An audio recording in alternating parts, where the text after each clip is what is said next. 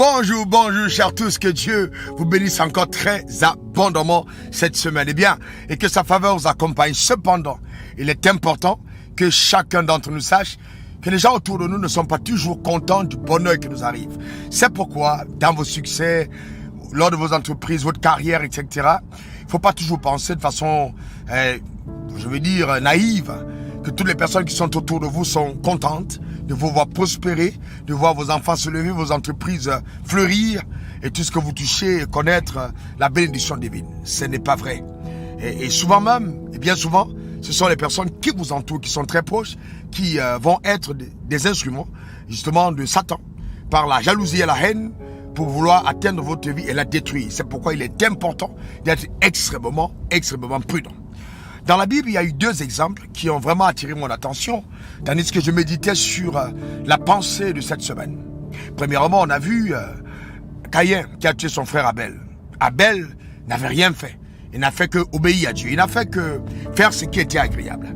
Et cependant, Caïn l'a détruit. Caïn l'a tué parce que les œuvres de Caïn étaient mauvaises. Au lieu de s'inspirer des œuvres de son frère Abel, il a choisi de détruire Abel en se disant, si Abel ne vit plus, alors je crois que Dieu aura l'obligation de m'apprécier moi. Et c'est très faux. C'est exactement comme ça que le diable trompe beaucoup d'entre nous. Nous pensons que si notre frère, notre sœur n'est pas là, alors la place qu'elle occupe nous revient. C'est pas vrai. Il faut travailler sur tes compétences, sur tes qualités. Il faut te dire clairement que si les choses ne vont pas bien pour toi, ce n'est pas ton frère ou ta sœur qui en est la cause. C'est d'abord, premièrement, toi-même. Il y a aussi le cas d'Ésaü qui a voulu tuer son frère Jacob. Et simplement pourquoi? Parce que son père avait béni Jacob. Mais ce qu'il ne comprend pas, ou ce qu'il n'avait pas compris, c'est que c'est lui qui avait vendu son droit d'aînesse. Donc qui avait donné la légitimité à son père de prononcer sur la vie de son frère Jacob les bénédictions qui ont été déclarées. Il faut faire attention. Veille sur ta vie. Veille entièrement sur ta vie. Veille sur ton cœur. Que le diable ne t'instrumentalise pas pour détruire la vie de ton frère. Et toi, je voudrais te dire, sois prudent. Attention. C'est celui qui a la capacité de te donner un baiser qui va se sentir légitime de pouvoir te trahir.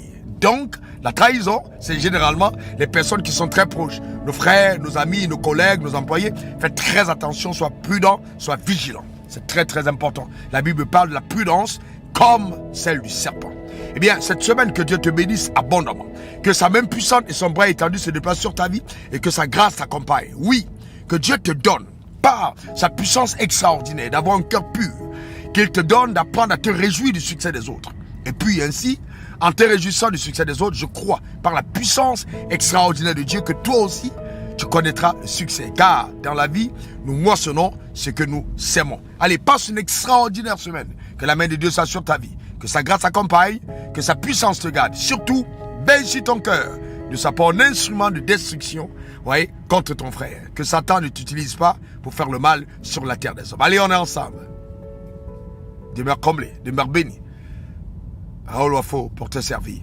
Au revoir. À la semaine prochaine. Bye bye. Suivez le révérend sur les réseaux sociaux, Facebook, Instagram, Twitter et YouTube.